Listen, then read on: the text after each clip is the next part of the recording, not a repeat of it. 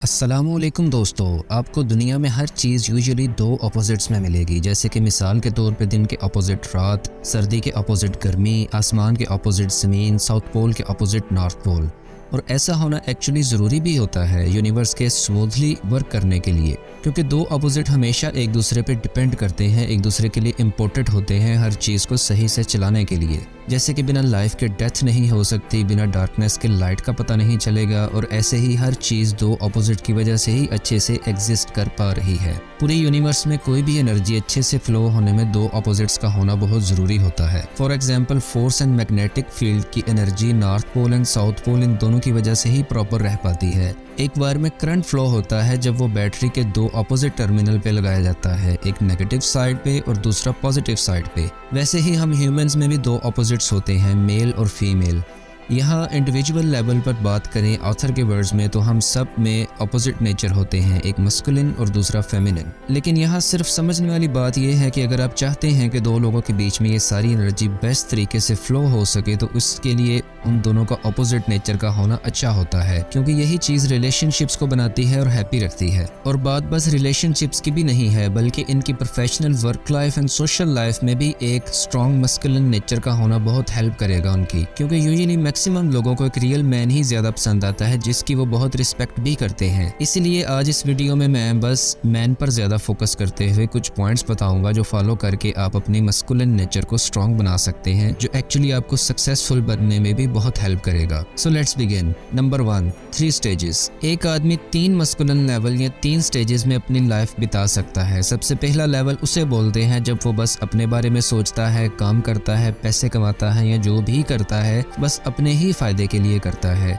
इससे ऊपर second stage पे वो आदमी तब आता है जब वो बस अपने लिए काम, मेहनत, पैसे कमाने के बजाय अपनी फैमिली के लिए चीज़ें करने लगता है, या अपने कंट्री, सोसाइटी या इस वर्ल्ड के बारे में सोचने लगता है, मतलब अपने से हटकर दूसरों के लिए कुछ करने लगता है। तब वो अपने मस्कुलिन नेचर के सेकंड लेवल पर आ जाता है। और लास्ट, सबसे स्ट्रॉन्गेस्ट थर्ड स्टेज पे एक आदमी तब आता है जब वो इस बात को रियलाइज़ करना सीख जाता है कि लाइफ में कोई भी चीज़ परमानेंट नहीं होती और सब कुछ कभी भी चेंज हो सकता है। सारी चीज़ें जो उसने बड़ी मेहनत से टाइम दे के बनाई हैं वो पूरी एक पल में ख़त्म भी हो सकती हैं, लेकिन अगर कभी ऐसा हुआ भी तो ये चीज़ उसे कभी डिस्ट्रॉय नहीं करेगी। मिसाल के तौर पे मैंने मेरा ये चैनल काफ़ी मेहनत से ग्रो किया है, बहुत टाइम दे के, और सच ये है कि ये चैनल इस वक्त मेरे लिए हद से ज़्यादा इम्पोर्टेंट चीज़ है। अब अगर कल को अनफॉर्चुनेटली कुछ हो जाता है और इसकी वजह से मेरा चैनल बंद हो जाता है या कुछ भी, ऑब्वियसली मुझे हद से ज़्यादा बुरा तो लगेगा ही, पर अगर मैं फिर इसी बात को ज़िंदगी भर अपने साथ रखूँगा और कुछ वापस बड़ा करने की कोशिश भी नहीं करूँगा, ये एक्सक्यूज़ लेते हुए कि यार एक टाइम था जब मैंने एक सक्सेसफुल चैनल बनाया था, इतना अच्छा आज वो रहता, सब कुछ सही रहता, और अब मैं कुछ नहीं कर सकता। ऐसा करने से मैं एक स्ट्रॉन्ग मस्कुलिन नेचर वाला आदमी नहीं कहलाया जाऊँगा, क्योंकि एक रियल मैन ऐसा होता है जिससे भले आप उसका सब कुछ ही क्यों ना छीन लो, वो फिर भी वापस खड़ा होने की हिम्मत रखता होगा। मिसाल के तौर पे एंड्रयू कार्नेगी अपने टाइम के सबसे अमीर इंसान, जब उनके बिजनेस के बारे में पूछा गया एक नेगेटिव तरीके से, तो उन्होंने रिप्लाई किया कि मुझे फ़र्क नहीं पड़ता, आप लोग चाहें तो मुझसे मेरी फैक्ट्रीज ले लें, मेरी मशीन्स, मेरी गाड़ियाँ, सब कुछ ले लें, और बस मुझे 4 साल दो, मैं अगेन वो सारी चीज़ें आपको वापस दिखा दूंगा। ये होता है एक रियल मैन का एटीट्यूड जो आपके अंदर भी होना चाहिए। Number 2, stop waiting for completion. Asad नाम का एक लड़का था जिसने रिसेंटली अपनी ग्रेजुएशन कंप्लीट कर ली थी। उसके घर की फाइनेंशियल कंडीशन इतनी अच्छी नहीं थी,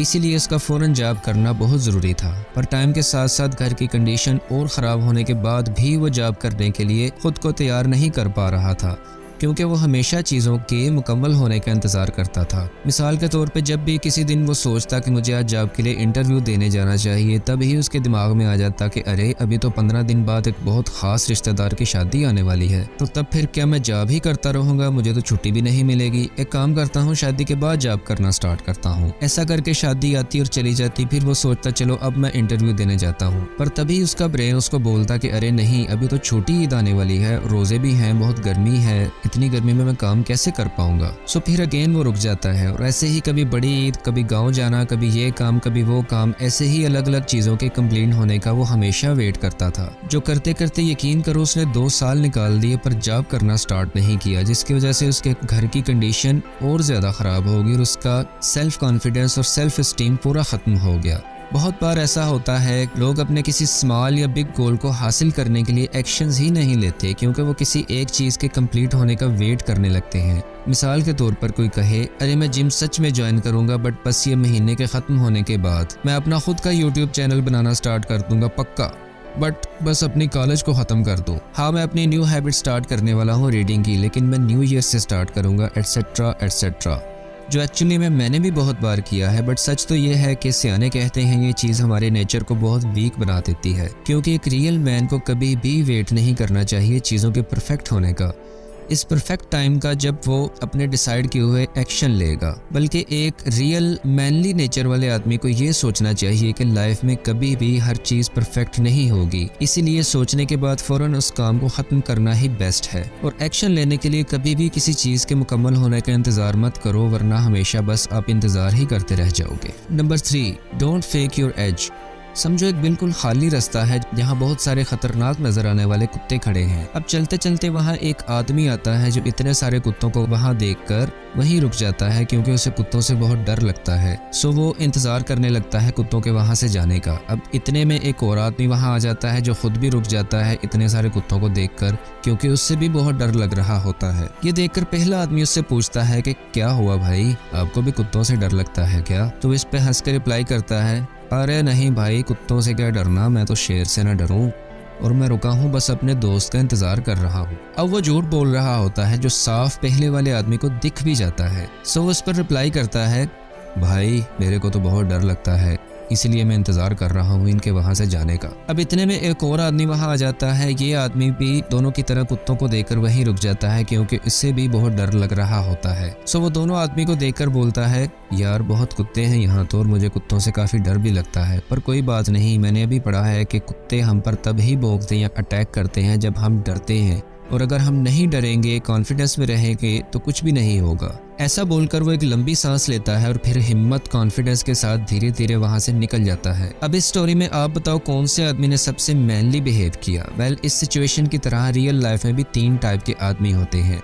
पहले ऐसे जो अपने अंदर की कमियों को देखते हैं, समझते भी हैं, पर इससे लड़के इसे ख़त्म करने की कोशिश नहीं करते और क्विट कर देते हैं। इस पहले आदमी की तरह जो डर की वजह से वहीं रुक गया, जो कि स्ट्रॉन्ग मस्कुलाइन नेचर बिल्कुल नहीं होता। दूसरे ऐसे लोग जो अपनी कमियों को छुपाते हैं, झूठ बोलते हैं और ऐसा बिहेव करते हैं जैसे उनमें कोई कमी है ही नहीं। ऐसे लोग ही होते हैं जिन्हें अगर कोई टॉपिक के बारे में अच्छे से सही तरह नॉलेज नहीं भी होती फिर भी वो बोलते ही रहते हैं। ऐसा बिहेव करते हैं जैसे उन्हें सब कुछ पता है, जबकि उनका झूठ और लोगों को साफ नजर आ रहा होता है। तीसरे ऐसे आदमी जो अपनी कमजोरी को समझते हैं, उन्हें दूसरों के सामने एक्सेप्ट करने से शर्माते भी नहीं। ये लोग बहुत रियल टाइप के होते हैं जो अपनी कमजोरियों को मर्द की तरह फेस करते हैं और उसे खत्म करने के लिए कोशिश भी करते हैं।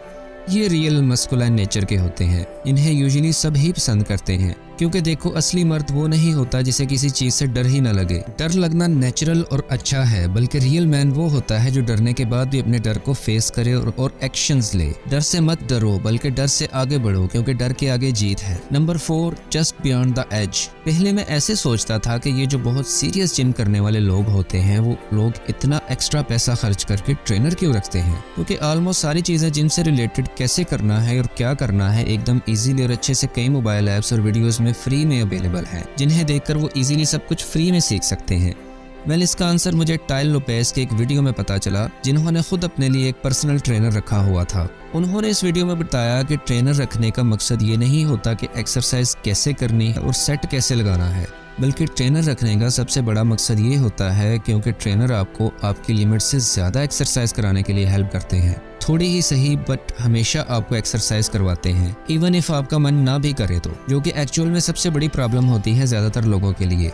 आप देखोगे यूजुअली ट्रेनर लोगों को अपनी लिमिट से थोड़ा ज़्यादा एक्सरसाइज कराते हैं, उन पर प्रेशर डाल के, क्योंकि उसे पता होता है कि जो बेनिफिट बॉडी को होगी, मतलब मसल ग्रोथ के हिसाब से, वो तभी होगी जब वो अपनी हिम्मत से थोड़ा ज़्यादा पुश करेगा, क्योंकि इन एक्स्ट्रा एफर्ट्स में ही मैक्सिमम आउटकम छुपा होता है। और ये बात बस बॉडी के लिए ही नहीं बल्कि लाइफ के हर फेज के लिए सच है, जो चीज़ एक रियल मैन भी समझता है। इसीलिए वो हमेशा थोड़ा एक्स्ट्रा करने से पीछे नहीं हटता और आपको भी ऐसा ही होना चाहिए।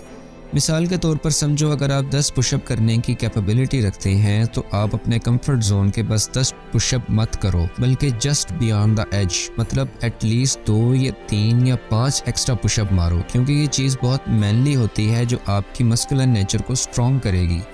इसीलिए हमेशा अपनी लिमिट से थोड़ा ज़्यादा करो। Number 5, enjoy criticism. आप देखोगे बॉयज़ ग्रुप में यूजुअली जो लड़के दोस्त होते हैं वो हमेशा एक दूसरे की बुराई करते हैं, सामने इंसल्ट मजाक मस्ती करते हैं, जोक मारते हैं, जलील करते हैं, फिर भी वो एक दूसरे की बातों का इतना बुरा नहीं मानते और हंसते हैं। जबकि वहीं लड़कियों में यूजुअली ऐसा नहीं होता, क्योंकि आमतौर पर एक दूसरे की सामने बुराई करने या एक दूसरे को क्रिटिसाइज़ नहीं करती। बट अगर बाय चांस कभी कोई उन्हें क्रिटिसाइज़ कर भी दे तो वो बहुत अपसेट हो जाती हैं और काफ़ी डिफेंसिव हो जाती हैं। वेल, ये एग्जांपल गलत हो सकता है बहुत से लोगों के लिए, लेकिन यहाँ बोलने का मतलब ये है कि जो मैनली नेचर के आदमी होते हैं वो यूजुअली डायरेक्ट क्रिटिसिज्म से बुरा नहीं मानते, जल्दी हर्ट नहीं होते या डिफेंसिव नहीं हो जाते किसी के मुंह से छोटी मोटी बुराई सुन के। जबकि अगर किसी का नेचर इतना स्ट्रांग नहीं होगा तो उन लोगों को आप देखोगे कि वो ऐसे होते हैं जो खुद तो दूसरों की बुराई करने के लिए हमेशा तैयार रहते हैं। अगर कोई उन्हें डायरेक्ट क्रिटिसाइज कर दे, उनकी कुछ सच्ची बुराई उन्हें बता दे, तो वो एकदम गुस्सा में आ जाते हैं,